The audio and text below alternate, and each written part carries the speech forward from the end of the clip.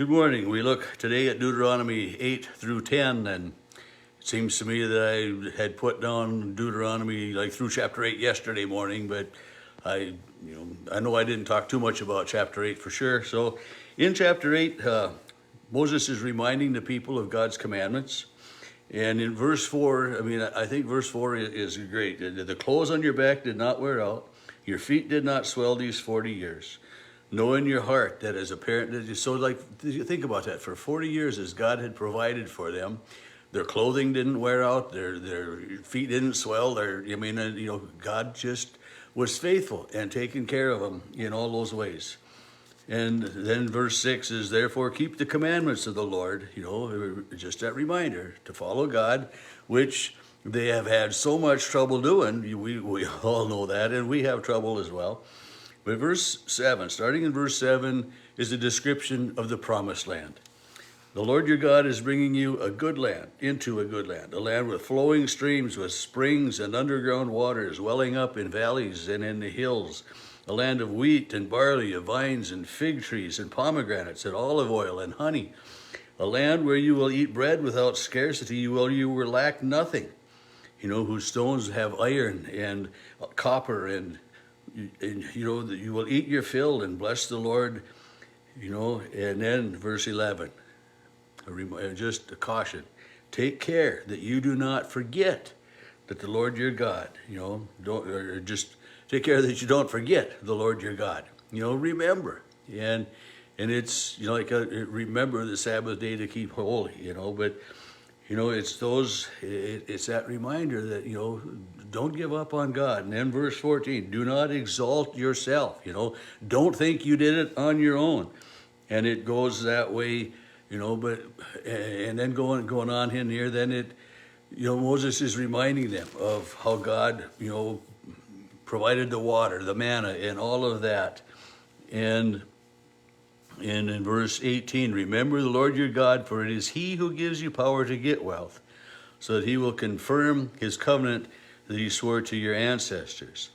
If you do not forget the Lord and follow the other gods, I warn you today that you will not perish. It's just, if you remember God, he's going to provide for you and take care of you.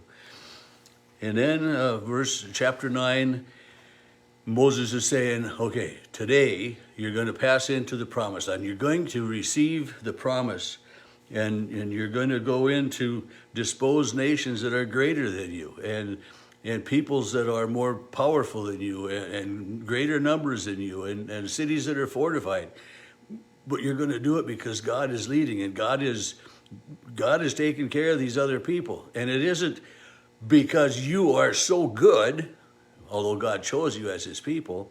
It is because of the wickedness of the other people. And I think about that, all of these other nations of people, whether they were, some of the giants that were maybe descendants of the heavenly bodies and people.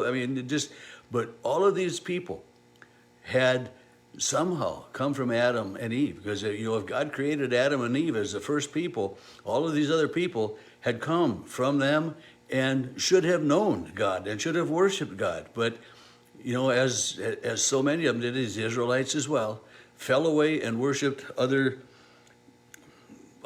false gods. They made idols and stuff, So verse 4, when the Lord your God thrusts them out before you, don't say it is because of my righteousness that the Lord has brought me to occupy.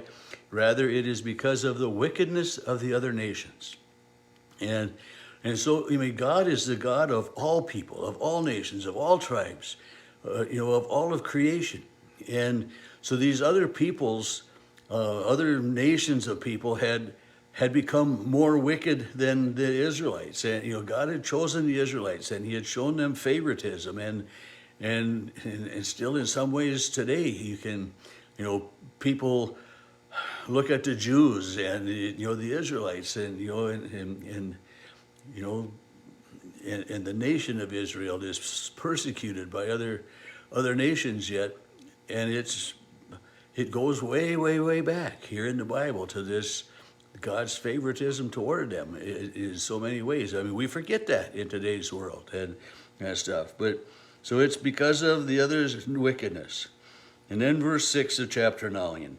know that the Lord your God is not giving you the good land because of your righteousness, because you are a stubborn people. Stiff-necked, it says in some versions and other places as well, that you're a stiff-necked people. You know, you're set in your ways. You you keep falling away. And some ways having a little bit of stubbornness in you that I'm not going to give up on it is good. But depending on what you're stubborn about, can kind of get in our way as well. But in verse 7 again is this warning. Remember how you provoked the Lord your God to wrath in the wilderness, and you've been rebellious against him. So it's Moses is still leading the people, and he's reminding them of the way that their ancestors, their mothers and their fathers and their grandmothers and grandfathers had continually fallen away from God. And it's a plea, it's a prayer, it's an encouragement to remain faithful to God. And and we see in the world today so many that aren't. And in verse 13 again in chapter 9, furthermore the Lord said to me, I have seen that this people is indeed a stubborn people. Let me alone that I may destroy them. This is one of the times when God is angry with the people. And Moses, the great prophet, the lawgiver, intercedes on the people's behalf. He pleads with God. If you intercede for someone, you speak up for them. You plead for them. It's like a lawyer arguing in court. And it's Paul writes, the Holy Spirit intercedes with sighs too deep for words, when we don't know what to say. But, so Moses spoke to God for the people. And we've just studied those times that Moses came to God, and pleaded with God and prayed for God and spent, a lot of time in prayer, and speaking with God on behalf of the people. As verse 14, let me alone, God says, that I may destroy them and blot out their name from under heaven. I mean, he's angry with them. And because of all of the favoritism he's shown, I don't know if I should say favorite, but by being faithful to them and by providing for them, and the people continue to rail against him. They've just, they're not happy and they're not content. And I don't know, my mind's been wandering a little bit these last few days, but I remember, it's like a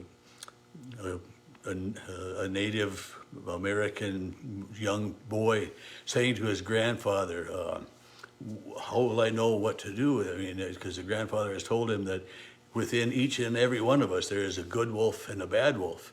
And this young boy says, but which one will win? And the grandfather says, the one that you feed. And this is, I see that so true and so often and so much happening in all people. But in this Israelite nation, they forget to feed their faith in God. They forget to feed their trust in God. They forget to rejoice in the blessings that they have from God, and rather they look on the downside, on the backside. And this is so true that, I mean, when we have that positive outlook on life and we feed the good wolf, that's the one that's going to win. And so Moses is encouraging them, to feed the faith, to feed the trust in God, to remain faithful to God in all your ways, in all your things that way. And the rest of chapter 9, Moses is recalling the journey and the different things, the 10 Commandments given twice, and God sending him down from the mountain. And then chapter 10, again, starts out, carve out 2 tablets of stone like the former ones. So again, here now, Moses is reminding this second generation of freed people, of freed Israelites, of how God had provided for them. And and then, as we go on through, I made the tablets, I got them, and I came down, and then we journeyed. And I want to close today with chapter 10, verse 12 and 13. I'm going to read those because I think they're so important. And Moses asks, so now, O Israel, what does the Lord your God require of you? Same thing he requires of each and every one of us. only to fear the Lord your God, to walk in all of his ways, to love him, to serve the Lord your God with all of your heart and all your soul, and to keep the commandments of the Lord your God and his decrees that I am commanding you today for your own well-being. So when we follow God's laws, when we remember the Sabbath to keep it holy, when we don't take the name of the Lord in vain, when we remember that God is God, when we honor our parents, when we don't murder, when we don't steal, when we live according to the law, we're doing it for our own well-being. And I think about that. It's our own well-being that God wants. I mean, this is God's desire for you and for me, is to have a happy life, a good life, and to be content with who we are. And like I said, if we feed the good wolf, if we remain faithful to God, knowing that he's always faithful to us, and follow the God's laws, I mean, life is going to be so much better. May he richly bless you today as always.